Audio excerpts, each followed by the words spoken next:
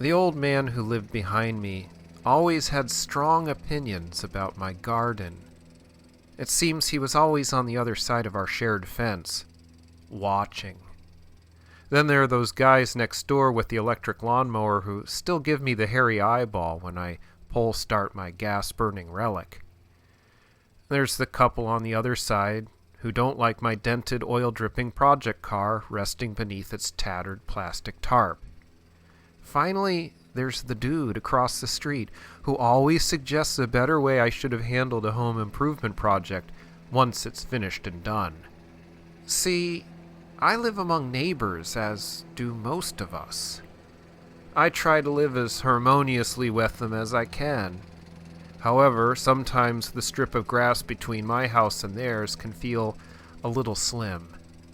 It's a balancing act, those neighborly relations. We all share the common space of our neighborhood, and this remains an active and sometimes competitive game of give and take. It always leaves me with a lot to consider. Neighborliness is a relationship unlike any other. What do we owe our neighbor, and what do they owe us? We share an eye line, a property line, and possibly a sidewalk. What's it to me, and what am I to them? So long as we agree to stay out of one another's way and mind our own business. I didn't choose them, and they sure as shootin' didn't choose me. It's a true conundrum when you really think of it. It's like siblinghood without the connection of blood relations. Maybe this is why Scripture mentions our neighbors with such regularity. I ponder this, particularly as I push my mower, feeling the fluttering blinds of prying eyes following me. Don't we all have something better to do than watch and judge one another? However, as the saying goes, familiarity breeds contempt. I have a captive audience of them, and they have me as theirs, daily witnesses to the great tragic comedy of our lived daily lives, year upon year. They hear our heated conversations through the summer window screen just as we hear theirs. We see their garbage at the curb just as they see ours. Neither smells rosier than the other.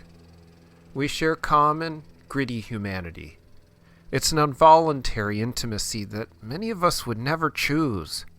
But the house or apartment suited our needs, and the tax rate was something we could endure. Such is life. The great teacher instructs among his greatest command that we love our neighbor as ourself. I think of this from time to time. It's like all great maxims. Easy to say, but surprisingly hard to apply. Besides, who is my neighbor? Certainly the old man in the mustard yellow house across my back fence. But isn't it also the guy motoring slowly in the hybrid in front of me, and the motorhead aggressively riding my bumper in the lifted pickup truck behind, wedging me clearly in the middle? Must I love them, too? The teacher says I must love them, as much as I love myself. It's a challenge, at times, even to love ourselves, let alone them, too. But what is a challenge if not an important invitation to growth? And isn't growth of self, growth of others, growth of community what it's really all about? No man is an island, Thomas Merton reminds us. We are all human beings, after all. Is being not at our core? And what is being if not the process of becoming? Did we really expect it to be easy? So, herein lies the conundrum, and within this, the lesson. My late father used to remind me, from the time I was a little boy, that nothing worthwhile is ever easy.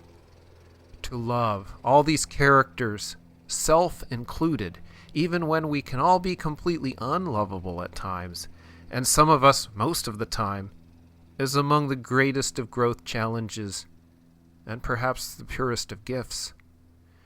The most unlovable within our orbits are typically those with the strongest message for us.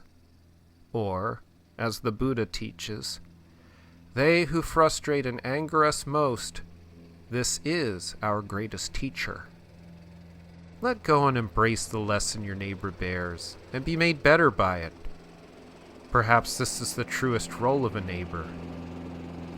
We must deliberately choose to love them and learn from them, should we elect to take the challenge. It can be a beautiful day in the neighborhood. Therein lies the great challenge from our teacher. It's a deliberate choice.